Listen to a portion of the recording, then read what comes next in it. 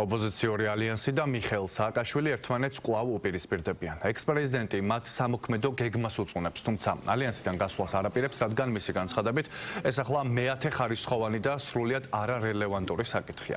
მიხეილ სააკაშვილის განცხადებით, შეცდომაა პოლიტიკის მთლიანად ქუჩით ჩანაცვლება.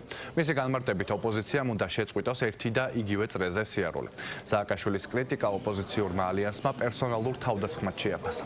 დაპირისპირება არ უკვით მმართველ გუნდში, სადაც ამბობენ, რომ თავიდანვე ნათელი იყო ალიანსი ერთობას დიდხანს რომ ვერ შეინარჩუნებდა. ვერავინ ვერ აუგზავნავს პრეზიდენტ სააკაშვილს თავისი შეხედულება კონდეს, ასევე არათუ არ უნდა აუგზავნოს და ვერავინ ვერ აუგზავნავს პრეზიდენტ სააკაშვილის გამოცდილება ძალიან მნიშვნელოვანია, რომ ყველამ ერთად გავიზიაროთ. პრეზიდენტ სააკაშვილს და ნაციონალურ მოძრაობას არანაირი შეთანხმება არ დაურღვევია, ჩვენ ამაზე გავეცით პასუხი. კრიტიკა ეს არ არის თავდასხმა და ეს ჩვენი შეთანხმებით არის გათვალისწინებული. შეიძლება ვიღაცას არ მოეწონოს ეს კრიტიკა, ეს მისი საქმეა, მისი უფლებაც არის, რომ ამასთან დაკავშირებით თავისი აზრი თქვას.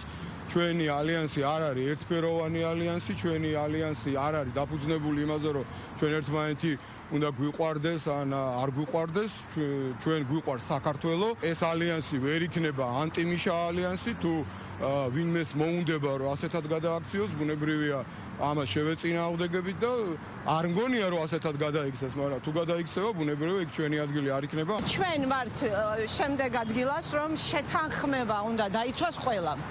და ნუ გაჩუმდება შეთანხმების დაცვა მაინც მოუწევს, ისე ჩვენთან ვერ გაჩერდება. ეს არის მხოლოდ ნაციონალური მოძრაობის გადასაწყვეტი და იმედია, რომ ესე არ მოხდება, მით უმეტეს რომ უკვე გაკეთდა განცხადება, რომ ამ ეტაპზე ეს გამორიცხდება. ჩვენი ამოცანა არც არის ცენზურა და ვერც იქნება. ამიტომ კრიტიკის ნაწილს ეს პასუხი საერთოდ არ შეეხება. შეეხება მხოლოდ იმ ნაწილს, რომელიც ჩვენ ჩავთვალეთ პირად თავდასხმად მიტამელიაზე და რომელიც სხვა შორის სააკაშვილმა თავისი პოსტიდან მერე ამოიღო. დღეს ეს ნაწილი ამ პოსტში არ იძებნება. აქ არის კონკურენცია, ვის დაერქმევა პირველი ოპოზიციონერი. ანუ სადღაც მივიდეს დაფინანსების უდიდესი ნაწილი, რომელიც უცხოეთიდან მოემართება. აი ესეთ პროზაულ თემებზე დავობენ. არ გეგონოთ, რომ რაღაცა სასაული ხდება ამ ქვეყანაზე. არაფერი ჩვეულებრივად ამ შავი ფულის შემოსვლის შედეგად ვის ექნება მეტი დაფინანსება, ამაზე დავობენ. იმდენად ბევრი პოლიტიკური შეცდომა დააშვებინეს მათ და თვითონაც დაუშვეს მათმა პატრონებმა, რომ ამის გამოსწორება თითქმის შეუძლებელია.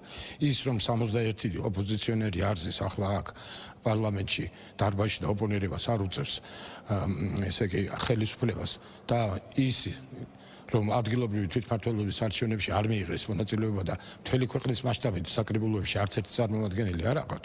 ამ დიდი შეცდომის გამოსწორება შეუძლებელია. როდესაც ჩვენ გავალებენ გარედან, რომ ახლა უნდა დასწრეთ და ისევ გაერთიანდეთ, რა თქმა უნდა, ეს დიდხანს ვერ გასნას. ხომ არიან ადამიანები, რომლებიც ერთმანეთს ლანძღავენ, იმ დროს როდესაც გაერთიანებულები არ არიან, შემდეგ ერთიანდებიან და მომღიმარი სახეებით უყურებენ ერთმანეთს. ის ნდობა, რაც ჰქონდათ საზოგადოების გარკვეული ნაწილის მხრიდან რამდენიმე წლის წინ, ის ნდობაც დაკარგული აქვს. ვინაიდან ბოლომდე გაშიფრულები არიან. სხვადასხვა ვარიაციებით საერთო სათაური არ ეცვლება ეს კოლექტიური ნაცმოძრაობა. ზოგს მიაჩნია, რომ ჯობია აი ახალი ნაცმოძრაობის იდეას წაყვნენ და გვარამიას დაუჭიროს მხარი, მაგრამ არიან ორთოდოქსი ნაცებიც, რომლებიც სააკაშვილს ერთადერთად მიიჩნევენ აღმოსავლეთის ვაშინგტონად მიიჩნევენ, როგორც იგი საკუთარ თავს უწოდებს, მაგრამ მიუხედავად ამ სარკაზმისა, მიუხედავად აი ამ განხილვებისა, ყველას უნდა გვახსოვდეს, რომ ამოცანა არ შეცვლილა, ყველას ერთი ამოცანა აქვს